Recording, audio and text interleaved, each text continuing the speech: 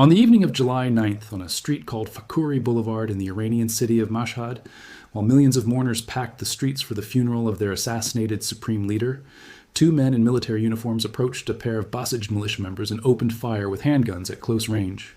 One died on the spot. The other died later in a hospital.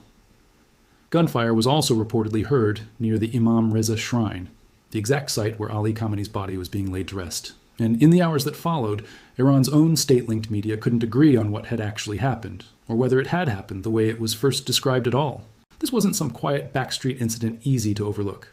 Fakhuri Boulevard sits in Mashhad's Saraf Razan neighborhood, well within the security perimeter that Iranian authorities had spent weeks building around a funeral expected to draw millions of people and dozens of foreign dignitaries. Security for an event of that scale typically involves layered checkpoints, plainclothes officers, and constant patrols, specifically designed to prevent exactly this kind of close-range attack from happening anywhere near the ceremony.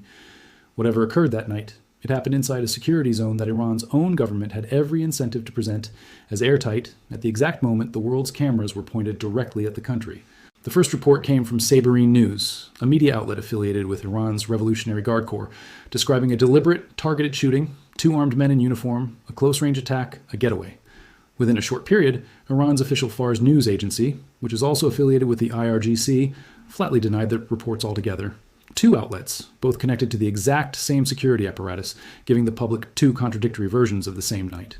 Then, separately, Iran's Tasnim news agency confirmed that two Basij members had in fact been killed, but described it differently, saying the men were killed while patrolling the city, without specifying exactly when the incident occurred or naming any attacker. State broadcaster Press TV later echoed a similar version, describing it as an attack during a security patrol, and promising that whoever was responsible would be pursued and punished under the law. And then came a fourth explanation entirely.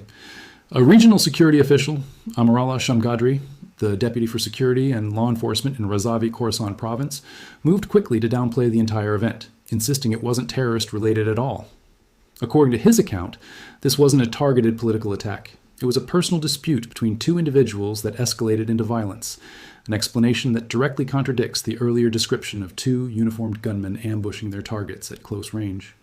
So within the span of about 48 hours, four different Iranian sources, all either directly affiliated with the state or with its security services, produced four meaningfully different accounts of the same two deaths: a targeted assassination, a flat denial that anything happened, a patrol attack by an unnamed perpetrator, and a personal fight that turned deadly.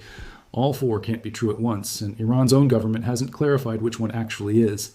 Think about what each of those four versions actually implies if it were the true one. A targeted assassination by armed infiltrators, dressed in military uniforms specifically to get close to their targets, would suggest organized opposition capable of penetrating a supposedly secure zone during the country's most heavily guarded event of the year. A patrol attacked by an unnamed assailant leaves the motive deliberately vague, serious enough to acknowledge, but framed in a way that avoids naming any specific threat or organization. And a personal dispute that escalated into violence is, politically, the safest story of all, tragic but disconnected entirely from questions of security, failures, internal resistance, or organized threats to the regime. Each version carries a different implication about how much control Iran's government actually has over its own streets, which is exactly why the choice of which explanation to publish isn't a neutral one. To understand why this contradiction matters beyond the immediate mystery of who killed two Basij members on a Mashhad street, you have to understand what kind of week this was happening in the middle of. This wasn't an ordinary night in Iran. This was the culmination of a funeral that had taken 4 months to organize, delayed specifically because of internal disagreement inside Iran's own leadership about how and when to bury a man whose death had triggered the entire war. Millions of mourners were gathered. Foreign dignitaries from Iraq, Pakistan, Russia, and several Arab states were in attendance, and the government desperately needed the ceremony to project unity and strength to both its own population and to the outside world watching closely. A confirmed, targeted assassination of security personnel in the middle of that exact ceremony is, politically, close to the worst possible story for Iran's government to have circulating. A vague, personal dispute that got out of hand is a far less damaging story to tell. Which version different officials chose to release may say as much about internal political pressure as it does about what actually happened on that street. That 4-month delay is itself worth pausing on.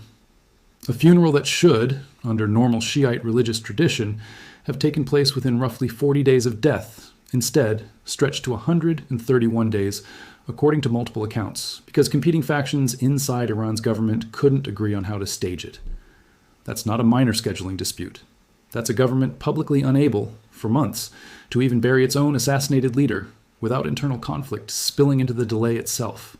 Set against that backdrop, a shooting during the ceremony that different arms of the same government describe 4 different ways starts to look less like an isolated mystery and more like one more visible symptom of an institution struggling to present a single, coherent version of events to its own people, let alone to the rest of the world.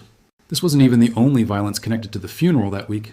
Separately, Iran's Revolutionary Guard reported that 2 IRGC members and 1 additional Basij fighter were killed in a Thursday morning airstrike in the country's southwestern Khuzestan province, with the provincial command naming the dead directly Hossein Amouri, Saeed Tavakolizadeh, and Mohsen Nejati.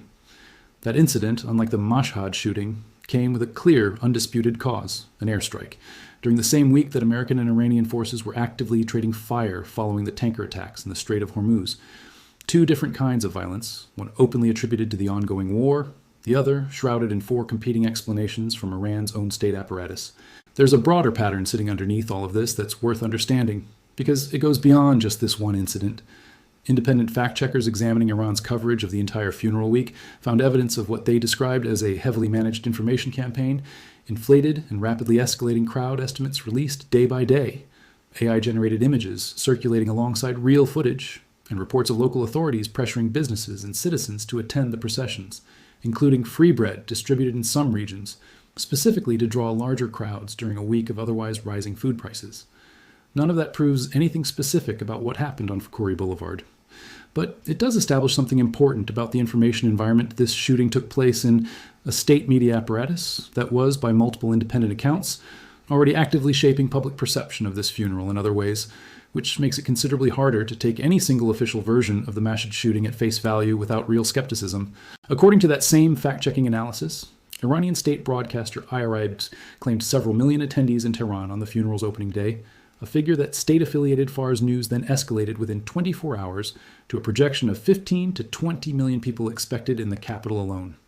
Independent verification of crowd sizes at that scale is notoriously difficult under the best circumstances, and considerably harder in an information environment where local governors were reportedly directing companies to fund roadside services out of their own budgets, and paramilitary units were pressuring shop owners to close and join the processions, or risk having their businesses shut down by the judiciary.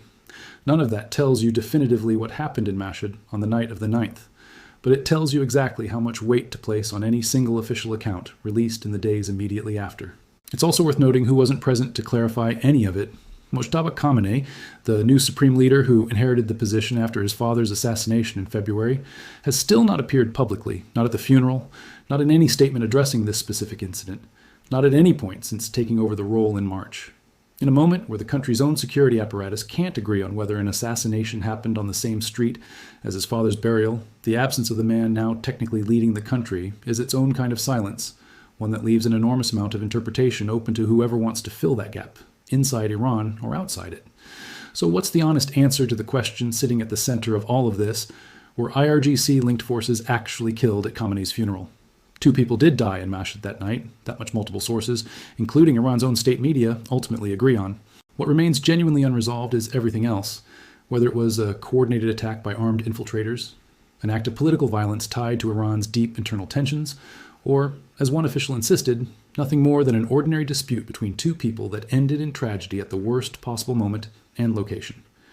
In a country where the government's own affiliated news agencies can't settle on a single version of events within their own reporting, and where independent verification is close to impossible to obtain from outside, the responsible answer isn't to pick the most dramatic explanation and run with it. It's to say plainly that something happened, 2 people are confirmed dead, and right now, nobody outside a very small circle in Tehran actually knows the full truth of what it was.